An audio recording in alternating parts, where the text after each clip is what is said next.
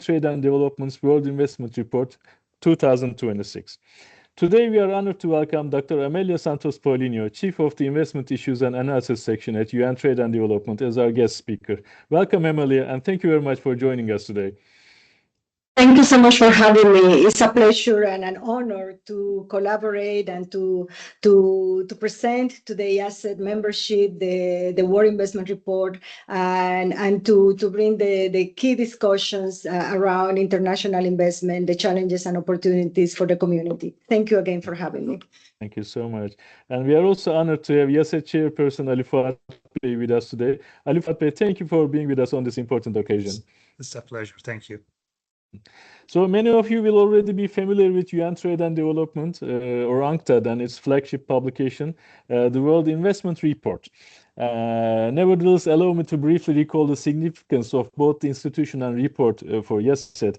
And UNCTAD is one of the key bodies of the United Nations working to support developing countries in integrating more effectively into the global economy through trade, investment, finance, and technology. And we are happy to be cooperating in all these areas with UNCTAD. And it's the World Investment Report, which is widely regarded as a leading global reference on foreign direct investments, offering timely analysis of the investment trends, policy developments, and the changing international investment landscape. So this is precisely why UNCTAD attaches great importance to bringing the report's findings to the attention of our members, partners, and wider stakeholder network. It is important to point out that for developing economies such as Turkey, FDI is vital not only as a source of capital, but also as a driver of technology transfer, productivity, job creation, and integration into global value chains.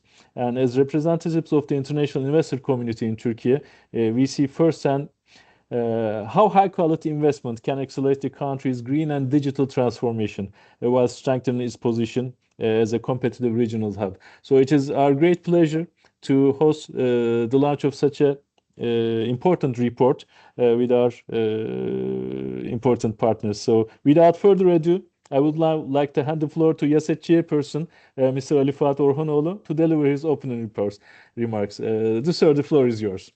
Thank you, Serkan Bey, for the opening. Distinguished participants, on behalf of the UNCTAD Board of Directors, I would like to warmly welcome everyone joining us for our webcast. It's a great privilege for UNCTAD to present UN Trade and Development's flagship World Investment Report to our audiences each year, with the participation of a senior representative from the team responsible for the preparation of this report. We are particularly delighted to welcome Dr. Amelia Santos Paulinho, Chief of the Investment Issues and Analysis Section. UN Trade and Development is both a key partner and an essential point of reference for UNCTAD. We benefit greatly from the organization's in-depth analysis and insightful publications on global trade, investment, and development.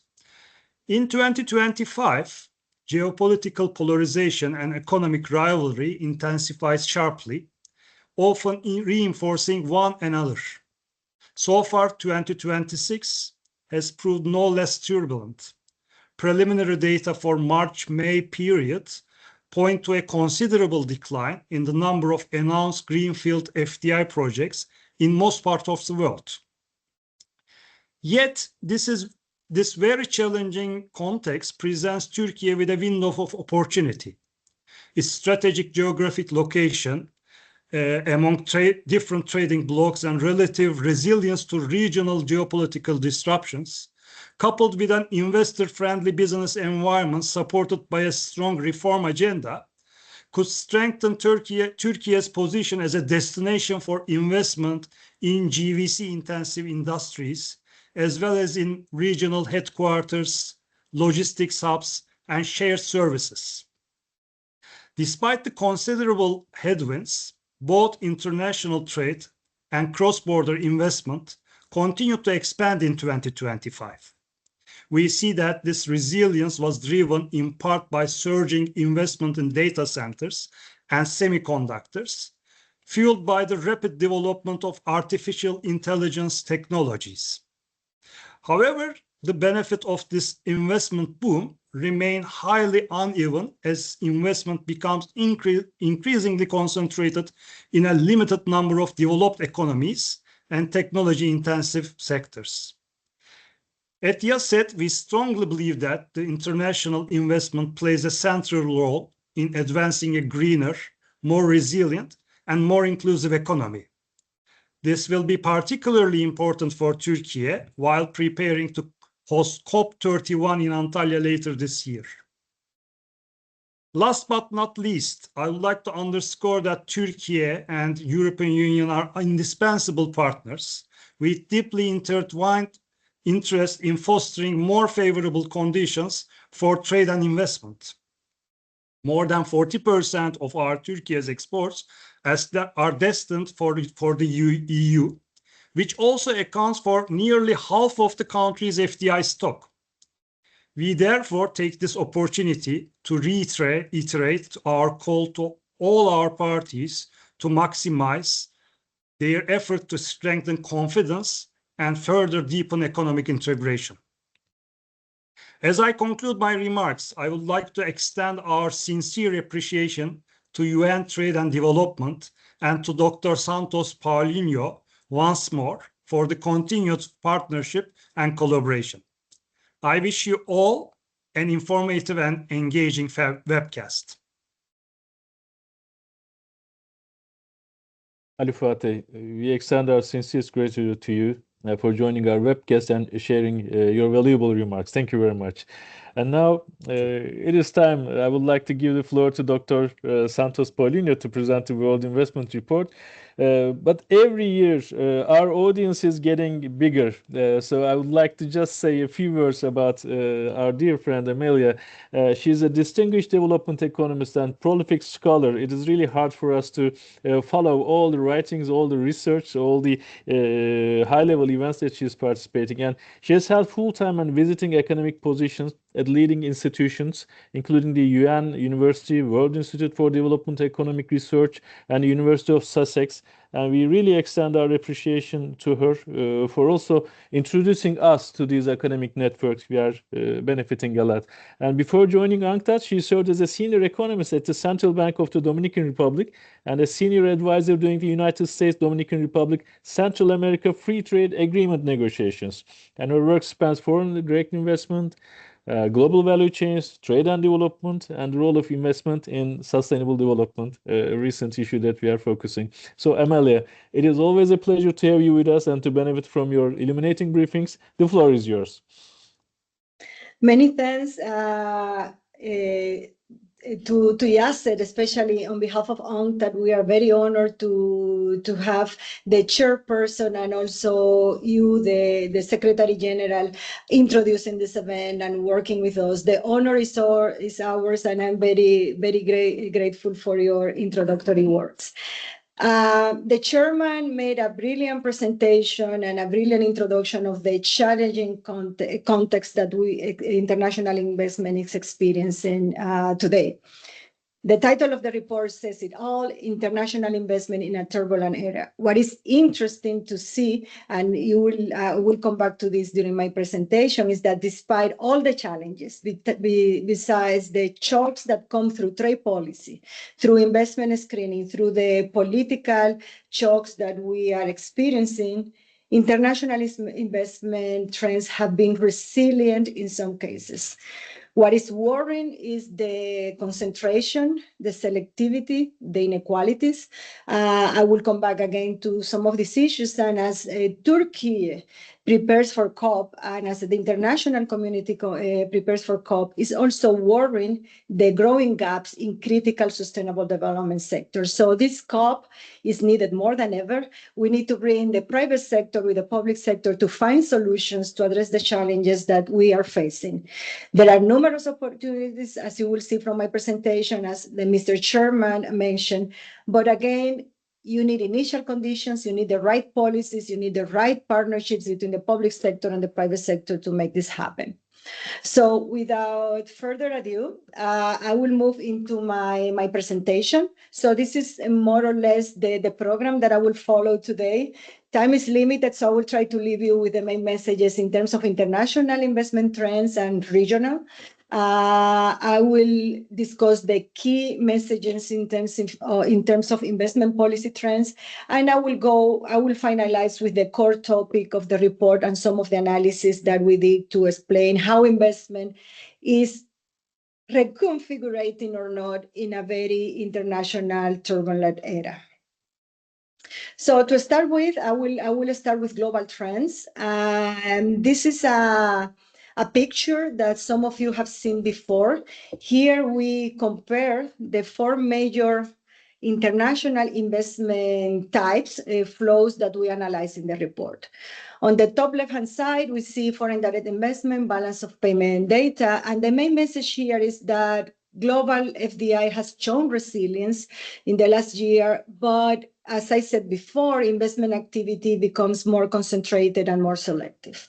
So here we see that investment increased by 6% to 1.6 trillion, despite geopolitical tensions, trade policy uncertainty, and high financing costs. And this is a topic that even yesterday I was discussing with the climate and investment community here in Geneva. And it's important that to keep in mind that financing costs remains due to the macroeconomic conditions a key constraint to mobilize investment into the sustainable development goals.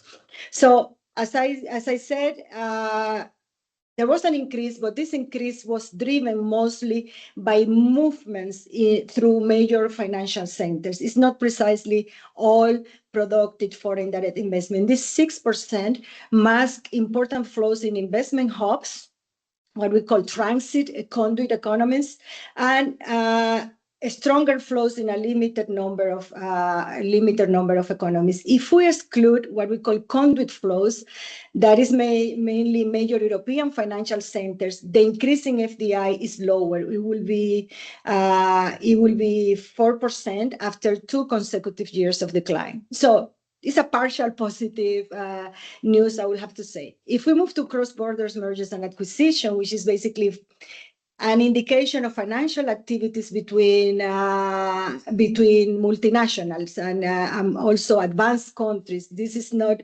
a measure that represents what is going on in developing economies. We saw a decrease of 7%, and this is a reflection of the complexity that we've seen in macroeconomic environments and in global financial markets, uncertainty, interest rate, high prices, all these affect financial reconfigurations of MNEs.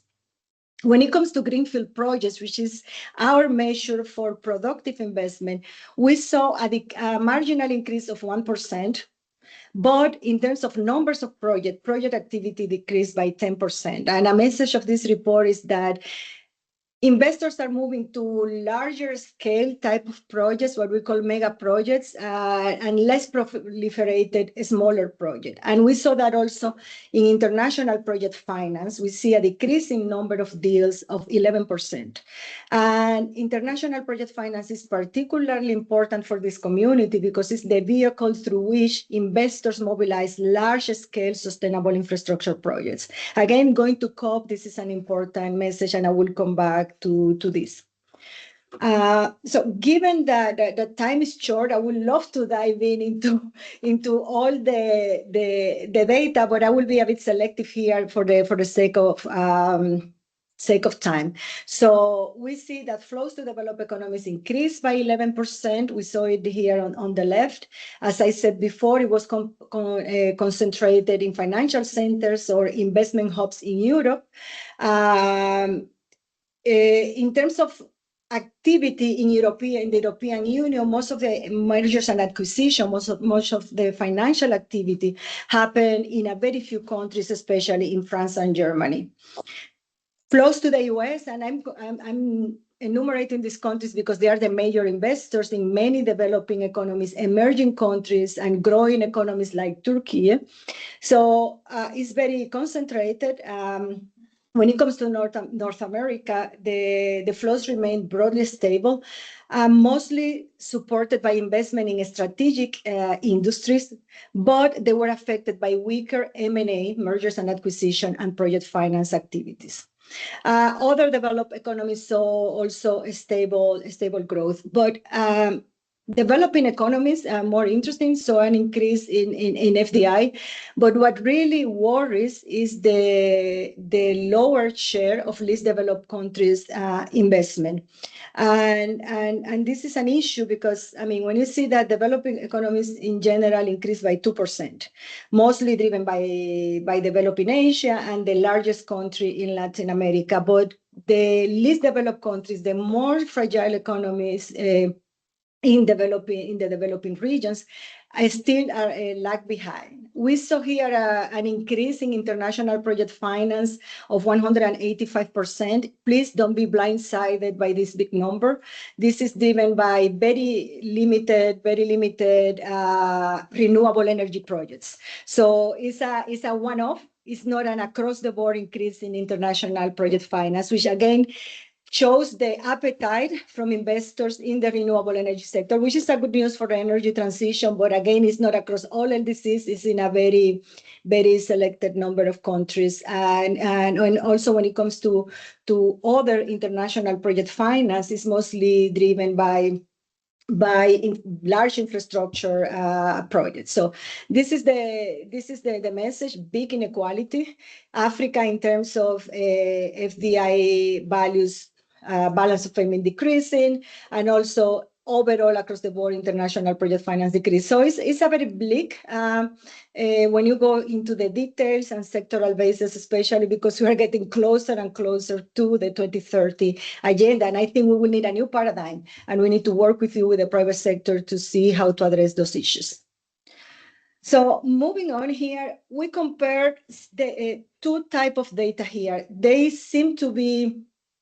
They are very closely related. On the left, we look at industries globally. All countries, what happens in industry, they are classified as infrastructure, GBC, semiconductors, and so on. So this is the global picture. So general, we see that investment activity is increasingly concentrated in capital-intensive and technology-intensive sectors. But then when we go to the right, we see the investment in the sustainable development goal sectors. And here, as in previous years I have explained, we try to go as closer as possible to the SDG goals, but in terms of technical, in terms of data, it's not possible to match all the goals. So here, what we try to do is to get closer to this. So again, don't get blindsided by some of these big increases, because they are driven by some very specific sectors. So we see that in general, infrastructure is driving most of the investment. Unfortunately, there was a decrease in renewable energy related to the SDGs, and again reflecting the complexity of the financial markets in recent years, and especially in terms of the cost of capital. We see that the largest multinational enterprises continue to expand their international footprint, but this has been on strategic sectors, as I will show in a minute. So, as I said, the SDGs pick up, but it's been unevenly distributed. And if we go into the details, which countries are winning or are losing, some of the vulnerable economies are still left behind. So now I wanted, because of the community, I wanted to show you some data about Turkey. So we see an increase, marginal increase between 2024, 2025. The flows stabilized. We see after COVID, there was some recovery and some decrease. It mirrors what is going in the global economy, but the flows have stabilized, even if at a lower level, especially after the sharp decline that we saw in the second half of the 2010s. So it's nothing abnormal. It goes with what is happening regionally and in terms of the global economy. We see that starting in 2015 with a higher share of the flows in developing Asia, it declined, but it has recovered to around 2%. So there is more room for expansion here. So going now into who are the main investors into Turkey. So we see that the country's stock of foreign direct investment remains concentrated among European investors. Here you can see the top 10 investors comparing 2022 and 2024. And some partners like Qatar have lost ground, but we see still highly concentrated in Europe, with the exception of some GCC countries and some regional economies. So still, the Netherlands and Germany and Spain remain have the stronger position. So we can say that overall the data points to a reshuffling amongst Turkey's main investor economies, but not to a major diversification away from Europe, which continues to dominate the country's inward FDI stock, as I just said. In terms of sectors, here you could see the announced greenfield investment project values into Turkey, and they, in 2025, remain concentrated in manufacturing sectors and services sector. Transportation and storage continue to be the largest sector, although the announced values decline marginally in 2025. Also, we see an increase in information communication technology and a substantial increase in energy, gas, and conditioning supply, basically utility-related activities. Metals also registered a sharp increase in 2025, and unfortunately there was some decline in information telecommunication technology, but what is basic utilities, transport, and infrastructure still remain strong investment sectors in the country.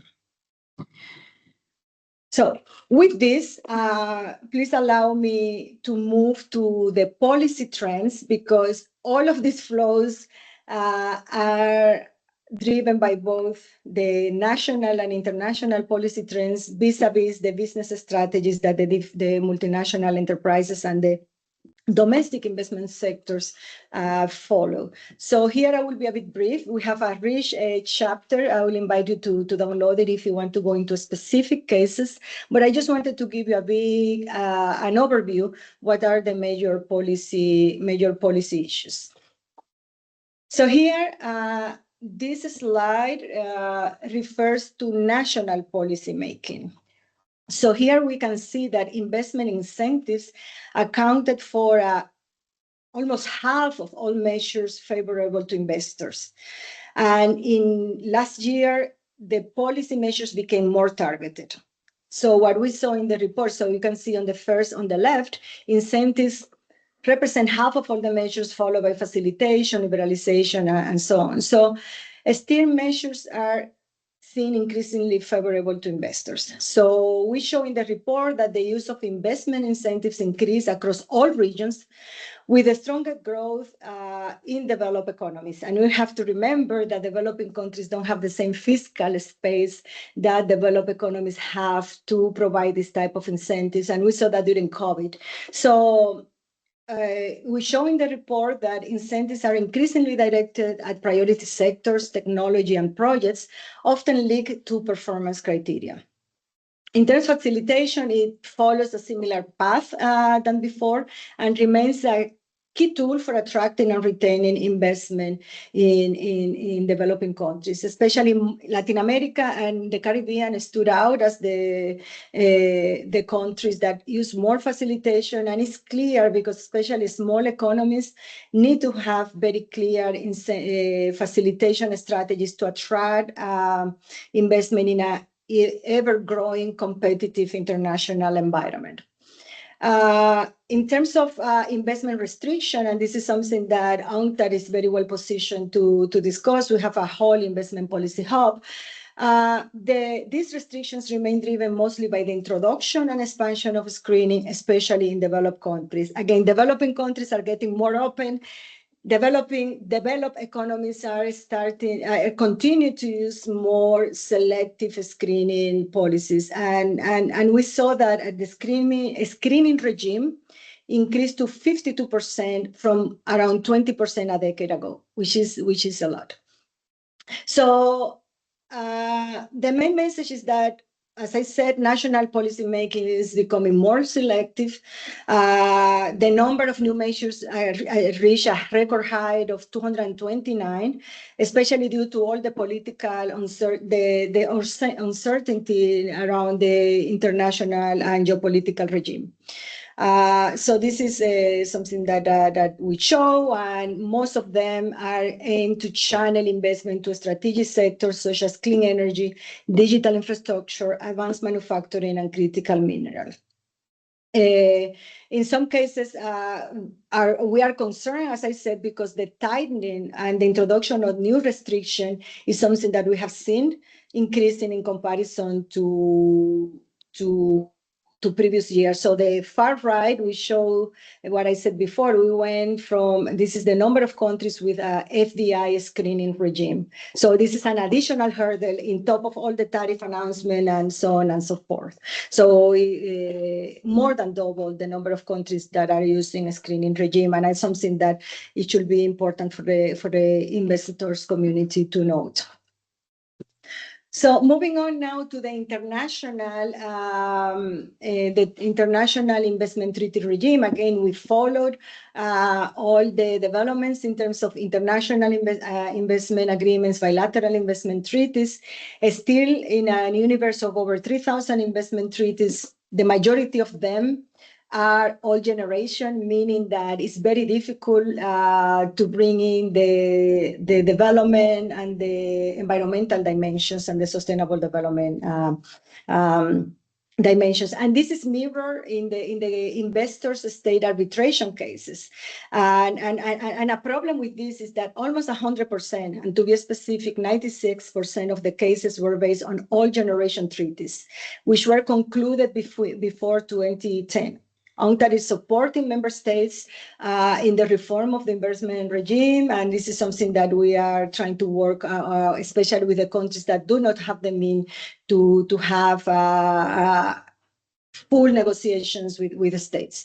So we show that investment is moving towards more varied, deeper cooperative models, investment treaties, which is good news, despite the old generation agreements, and still institutional cooperation mechanisms are preferred over ad hoc consultation in recent agreements. So this is still good news.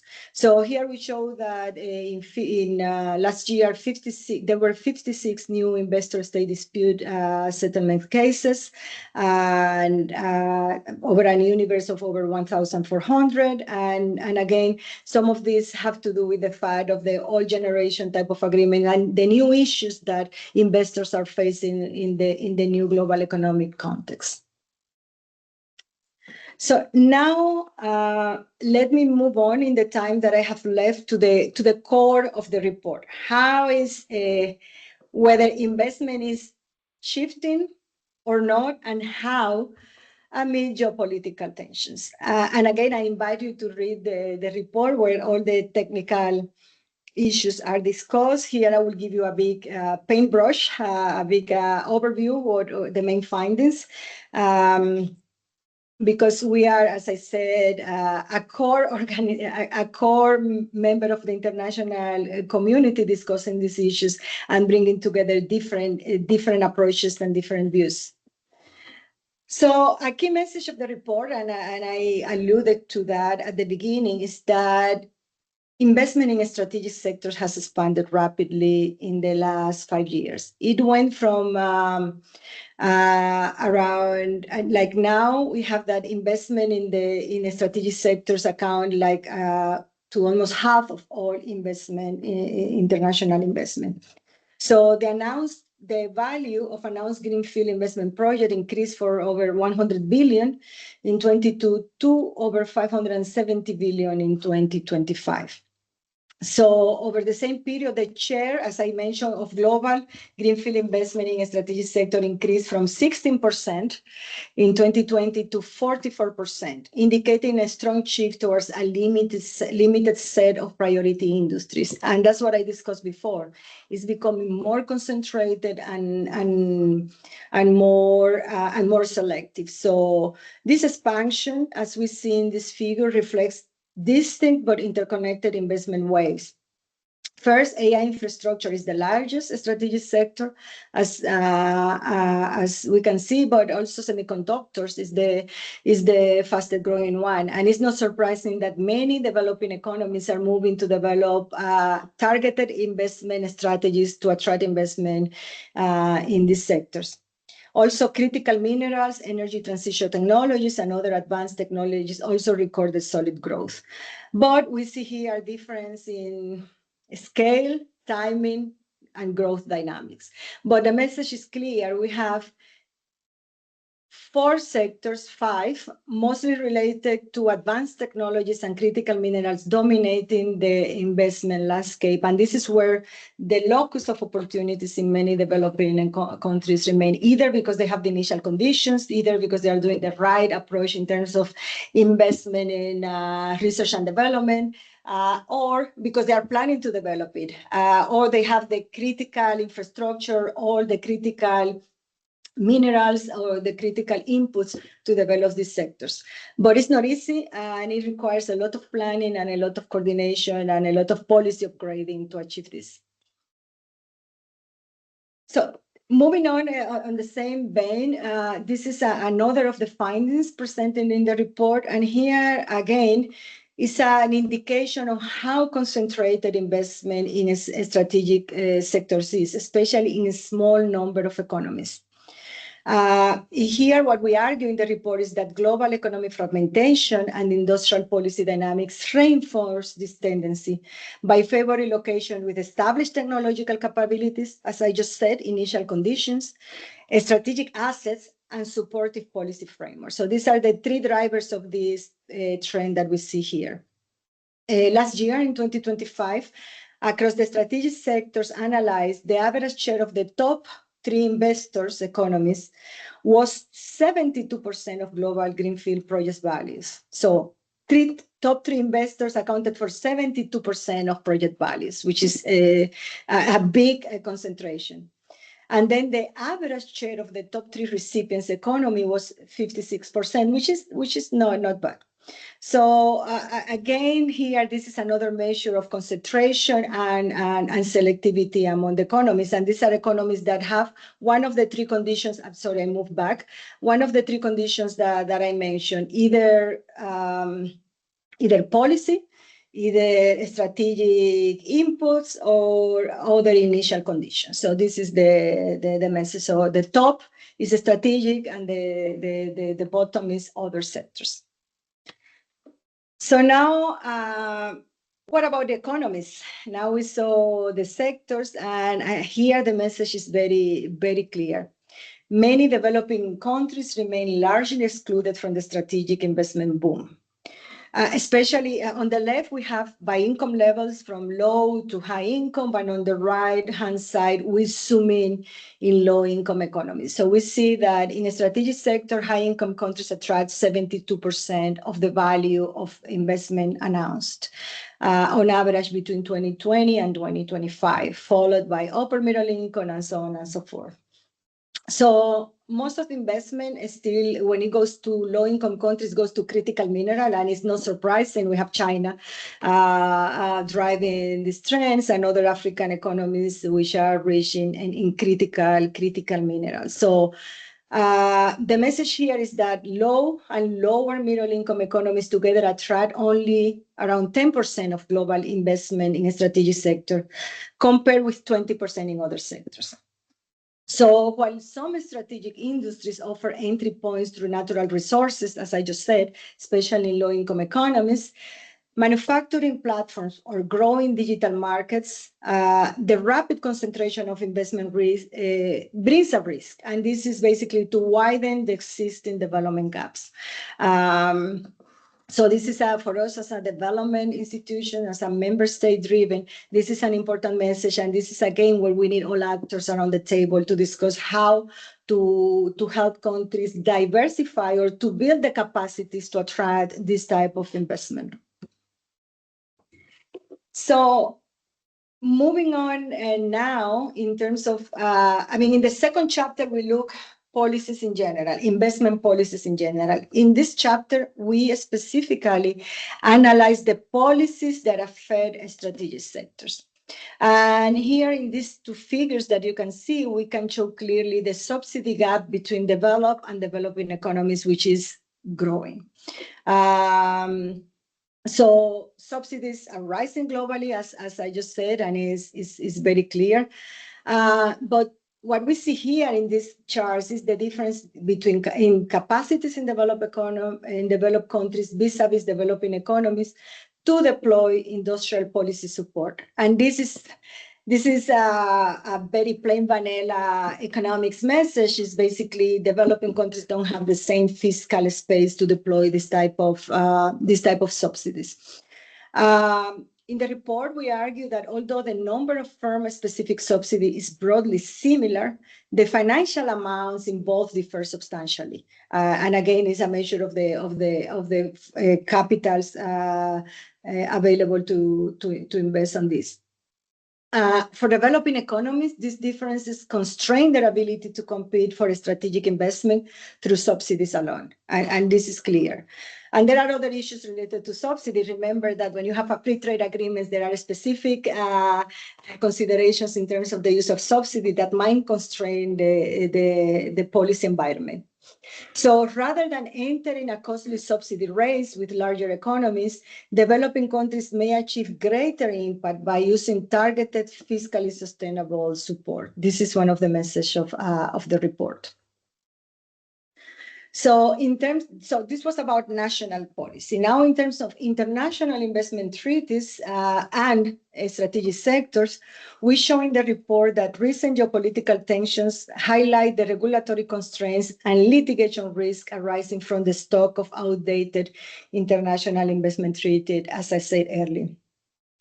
All the treaties which dominate the stock of investment agreements contain few safeguards in this respect, creating potential constraints on security-related regulation and exposing states to risk of investor-state dispute settlement.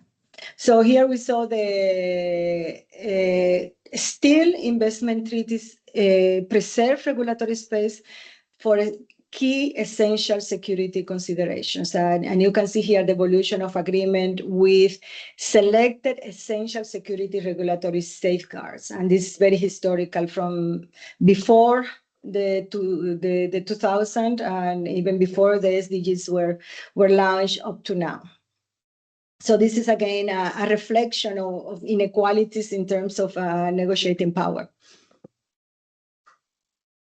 So now moving to the more trade-related part of the investment story, another key message of the report is that manufacturing foreign direct investment is under pressure as global supply chains might reconfigure due to the geopolitical tensions. As we know, you cannot move a plant in 2 years. It's not like, okay, if there is a shipment stock because of a conflict that cannot move, the goods are already produced, are there, but a physical plant or cannot be moved so easily. What can be is delayed, the intention of invest, or plans to invest might be, again, delayed, put on hold, or might be canceled.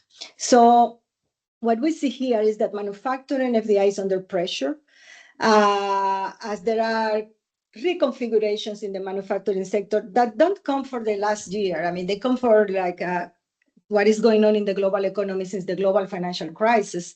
So, but what we show here is that in their report, the strategic sectors analyzed declined by 17% between 2015 and 19 on average, and 2021 and 2025. So here, what we note in the report is that the decline points to weaker expansion and renewal of international production networks. The process is very selective. It's not across the board, with some economies benefiting from diversification and relocation, especially where there are supply chain linkages, while others face project cancellations and downsizing. So this is the overall picture for manufacturing. So again, when we try to see what is going on with economies in particular, we see that low-income economies lose further ground in manufacturing investment. And as you could see from previous slide, this comes from an already limited base, and especially because investment tends to decline in labor-intensive sectors that historically provided entry points into global production. Some lower middle income economies, such as Vietnam, in Central America, Costa Rica, Dominican Republic, Egypt, are capturing new opportunities by positioning themselves as alternative production bases and manufacturing hubs. But again, the ability to attract new manufacturing FDI increasingly depends on moving beyond low-cost advantages, that is the lowest part of value chains, towards stronger industrial capabilities and integration into production systems. So this was a very condensed summary of the trends, both in terms of what is going on with investment and the policies that accompany this trend. And if you allow me, let me finish with what are the proposed policy responses that we present in the report. Some of them might not be new for you, but they have to shift and adapt given the current complexity of international entry points and global trade tensions. One of the key issues is strategic prioritization. And this is a clear industrial policy issue. It's not new. We know it since the industrial policy in the 80s. And so we need to identify, the countries need to identify clear priorities and realistic entry points. Focused industrial policy support is needed, especially to reduce the bottlenecks that investment is facing in the current geopolitical context. We need to manage national security risk. We saw it during the pandemic. We saw new threats, not only to development, but also to basic infrastructure. So this is an issue that we address as in our policy recommendations. And for many countries to turn shocks into opportunities for strategic repositioning. But there is not a magic bullet for that. Just remember that I mentioned three issues that you need. You need initial conditions, you need the right endowments, and you need the right stock of inputs for this to attract this investment. And finally, use regionalization as a development lever. We see that in the current context, I am optimistic, and this is a message beyond the report.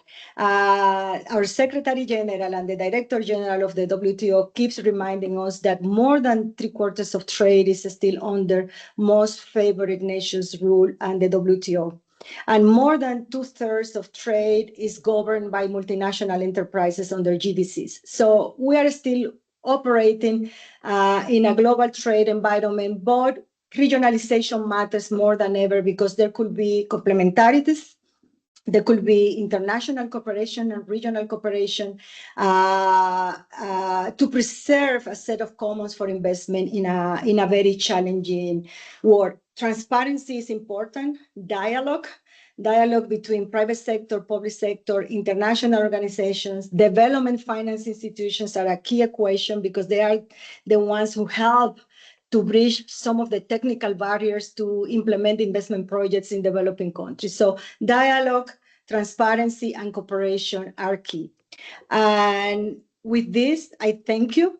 And thank you again to the chairman of UNCTAD, to the Secretary General, to the staff that help us to put this conversation together, and I look forward to discussing more and to go to COP and to go to the World Investment Forum with a strategy to bring responses where it's needed the most. Thank you very much, and over to you, Secretary General. Amelia, thank you so much for all the details, warnings, let me say, because in some perspective, a perfect storm is forming. And in many aspects, you've been warning the world about these trends, their immediate impacts and long-term impacts. And when we look at the trends, especially in terms of high value-added, high technology investments, we observe a self-reinforcing divide between the developed and developing countries. And the report's findings and your early research is always saying that we need to be open. Maybe a strategic protectionism is acceptable for all countries to preserve their grants. We need to be really selective in implementing our incentives, and we should be aware that race to bottom is going to hurt everyone. So the markets should work. Over-incentivized environments are sometimes not very helpful, and we need to create a supportive environment. So if we can do all things together, I'm sure there is hope. But your emphasis is extremely important for us. This is the time to cooperate. So it is the only time that we can overcome these issues. And thank you very much for pointing out the potential also. Like that is the only thing that is making us happy about the potential, the gains of trade, and the room for improving the FDI inflows. Like we know that all is doable, and we are aware of the potentials, and we are working to realize them. But all the warnings are real, and we are experiencing them, and the divide between developed and developing nations, and the priority focus on the least developed nations is extremely important. But again, there's hope. So we have questions from the ground. If I can summarize them for you, actually, the first one is reiterating your point about the growth in FDI driven by expanding investments in the strategic sectors like data centers, semiconductors. Every day we are hearing about a new investment, and these are extremely large-scale investments.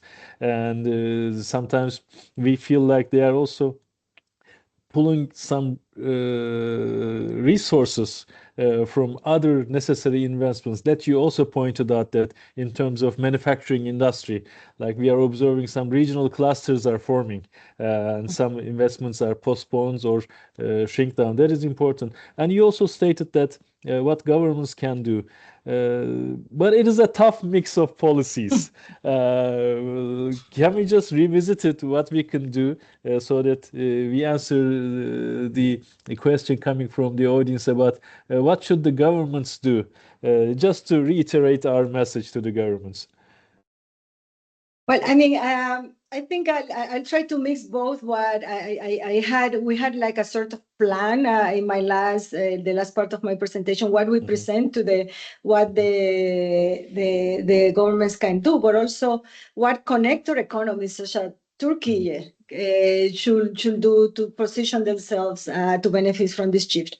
I will speak from the report viewpoint, and I'll try to also to bring the private sector into this discussion. So I already noted that my presentation that investment in strategic sector is growing, highly concentrated and selective. And this is clearly explained by the increasingly complex global policy environment. It's trade, it's finance, it's macro. So, but there is a lot of noise in terms of whether the value chains have been reconfigured or not, and what policies are needed. I mean, all policies to attract investment have been always the same, but now they need to be more strategic given the type of sectors we are talking about. In terms of our data and my own research, we have seen that nearshoring and friendshoring are real, but still selective than rather a global relocation of global production. And again, what we call connector economies, as Turkey, we have an important strategic regional position, but also is an important international partner for other economies is key. Clear, we saw that companies, multinationals are reassessing investment locations because trade policy uncertainty, and in my own paper, I call it tariff jumping, and also trying to jump all this new screening mechanism and go to locations where they have the initial conditions to attract investment.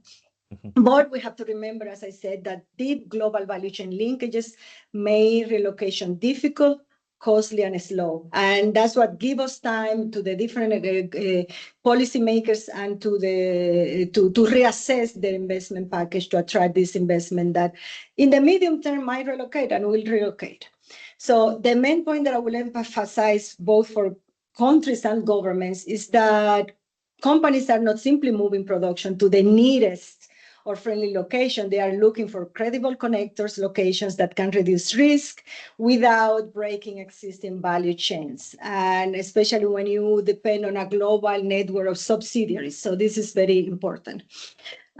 Geographic proximity alone is not yet a major driver of supply chain reconfiguration, and we saw it investment moving from Asia to Central America, or and so on and so forth. So firms are adjusting to manage exposure to trade policy uncertainty, but also market preservation is important. And again, that's where having a strategic geographical position matters.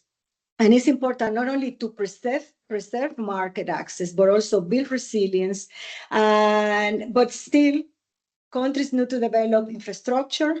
They need to be skilled, standards compliance, and reliable policy environment. So this is 4 things that countries should remember. And for economies, countries like Turkey, this is important because the opportunity is not automatic, but you have the right foot on the ground to benefit.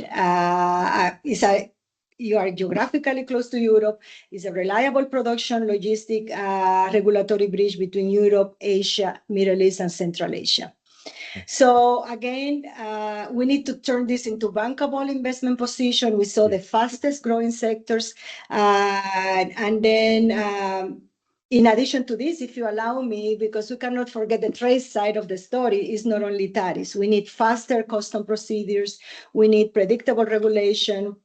We need investment aftercare, serviced industrial zones, complementarity between domestic sectors and industrial zone, renewable power availability, grid reliability, digital infrastructure, upgrading of skills and the workforce, and something very important, especially for the EU market, is the standards, as I mentioned, especially supplier certification aligned with European Union standards. So I think the initial conditions are there, the right positioning is there, and this is the time. This is the time to benefit from all the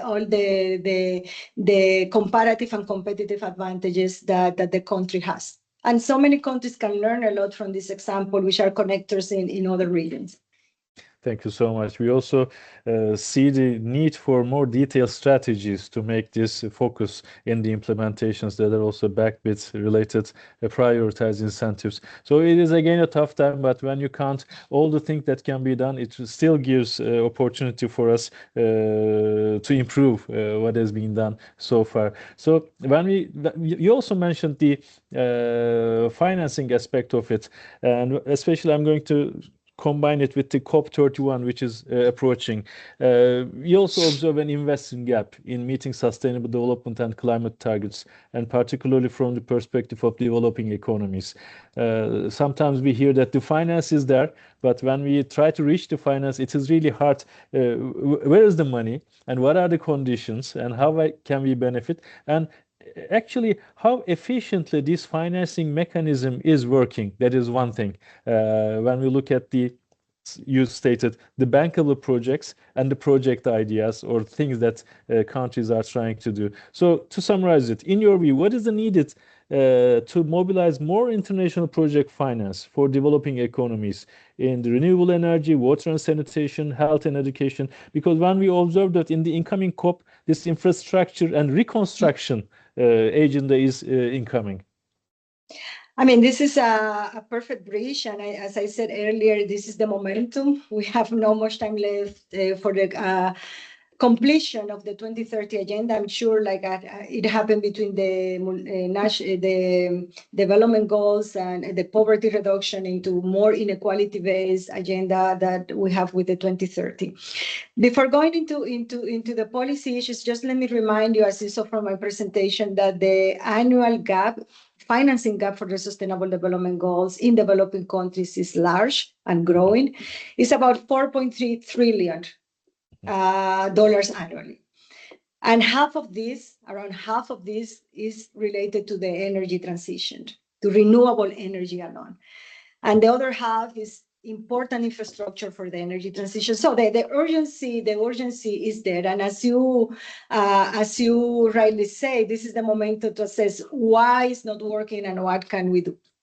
And let me remind you, international investment, foreign direct investment is the most stable financing source, as you mentioned in your introduction, more than for developing economies, more than remittances, more than official development assistance. So what we show in our work, and we for COP30, we prepared a study on the role of partnerships to mobilize sustainable investment, especially large sustainable infrastructure investment. And we show that the gap is not simply because of shortage of global capital, it's the failure to mobilize it. And for example, there are more than 30 developing economies that have not registered a single international utility scale project on renewable energy since the Paris Agreement. So 30 economies have not received a significant project on this end. So what can a key issue, as I mentioned before, and is the cost of capital to scale finance. For example, in Africa, we have more than 30 economies that are not rated by credit rated agencies. Imagine an investor going to an economy that is not rated. All the risk, perceived and real risk, political risk, insurance is expensive. All added make it very complex, and especially because most of the energy transition investment is upfront, is capital intensive, and there is fear from investors. They are worried that they will not receive it's not like a manufacturing project that there is a 10-year horizon to invest in the grids, in the renewable energy sector. Most of the investment is upfront. So we have identified those issues that make the projects unaffordable or unbankable, especially high perceived risk. As I said, short maturities, especially deter private investors in high-risk environment, which are mostly low-income countries. So achieving COP31 aligned outcomes will require broader deployment of concessional and risk mitigation instruments. And we need to bring the multilateral development banks, the regional banks to the table in our conversation with the private sector. This is the critical way, and these are conversations that are happening here at UNCTAD. The reform of multilateral development banks is happening in the spring and autumn meetings, but we need to come with a plan. We need to come up with a plan on how to make these partnerships happen. We identified that these development finance institutions need to play a more critical role with you, the private sector, especially in economies that are considered as non-investment grade. We have the study that shows that this type of partnerships, they are not the old type of public-private partnerships. Said a very well project finance structure can help not only to reduce the debt spread, the cost of capital, also extend maturities, and also help to increase the tranche of the investment. So partnership is our point. And the point is not to replace public finance or to replace private finance. But again, investors need a cushion. And if the government is presenting the possibility to participate with equity participation, if we have the multilateral bank, the export-import bank, national banks coming with technical assistance, also with a tranche of the project, plus the private sector, this investment can definitely happen. So at COP31, the message is that climate investment and sustainable infrastructure must be treated as one agenda. We need a coalition. We need a strategy. We need policy certainty, risk sharing from the countryside, domestic institutional capacity, but again, we need international cooperation. And I think this would be a very important agenda. Blended finance, well-designed investment agreement can help to improve this environment. So I think this will be an important agenda for COP. I have discussed it with different institutional players, and everybody's on the same note. We need a structured project finance instrument with the support of all stakeholders to reduce risk and to mobilize capital scale. That Over is to so you. clear. Yeah, thank you. And I'm so happy that these are going to be the priority areas that UNCTAD is going to address in the COP31 and two focus is going to be climate finance and the green FDI. Like we also observe that any country who's hosting COP is also trying to